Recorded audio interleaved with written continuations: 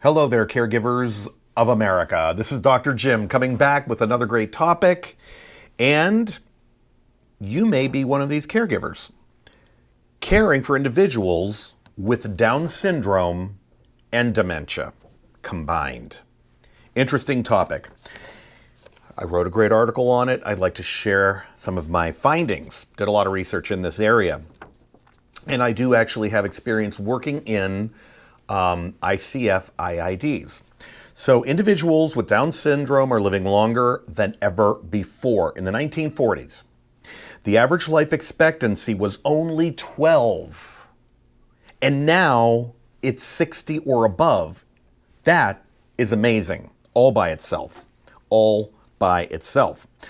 With this increase in life expectancy comes an increased risk of developing early onset Alzheimer's disease due to trisomy of chromosome 21. That means an extra copy.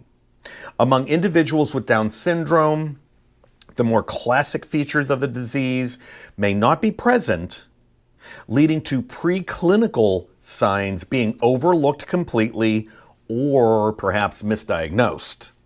Lack of early detection may poorly impact the individual's health outcomes as well as their quality of life. It is therefore important to identify various cognitive and behavioral changes occurring during the early stages of Alzheimer's disease among individuals with Down syndrome. So if you work with these individuals, this should be very important information. Maybe you know it. Maybe it's going to inspire you to go back and learn even more. And if you don't know much about it, there you go. There are some important differences to be aware of between the general population and those with Down syndrome. Among the general population, memory loss is almost always the key indicator. And it specifically is short-term memory loss, which is associated with an early onset of Alzheimer's. On the other hand, memory decline is preceded by deterioration in executive function, goal-directed behavior, planning, attention, things like that. Those are executive functions. And behavioral and psychological symptoms. Some experts believe that the progression of Alzheimer's disease in people with Down syndrome may be closer to dementia of the frontal type, frontal lobes, as experienced by the general population. That's an interesting finding.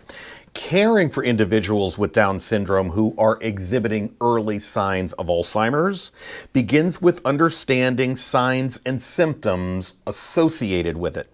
Research indicates that many caregivers are not aware of the typical psychological, cognitive, or behavioral changes that occur as Alzheimer's begins to develop.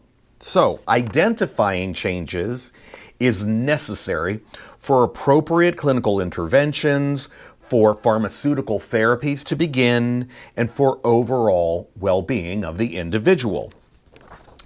Differentiating clinical characteristics associated with Down syndrome and early onset Alzheimer's disease is not easy. Down syndrome, for instance, is associated, or it's known to be associated, with impairments in working memory. Working memory means remembering information for short periods of time, measuring declines in memory more difficult. It becomes confusing. It has, though, been shown in research that declines in executive functioning precede memory problems associated with Alzheimer's disease. Loss of everyday skills, or ADLs, are also key signs of impairment prior to the onset of Alzheimer's disease. Loss of independence in personal hygiene and lack of spatial orientation in the environment are also early signs, as are incontinence and motor difficulties. Those are the key early signs that Alzheimer's might be developing. It's a well-known fact that individuals with Down syndrome will begin showing signs of early Alzheimer's in their late 40s and early 50s. Unfortunately, it's young in life for those folks. Many will require skilled care, skilled nursing care, due to multiple comorbidities. So they'll move from one residence to skilled.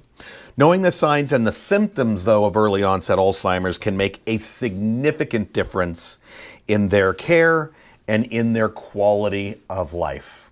Thanks for spending time with me. I'm Dr. Jim. Keep coming back for more information. Thank you.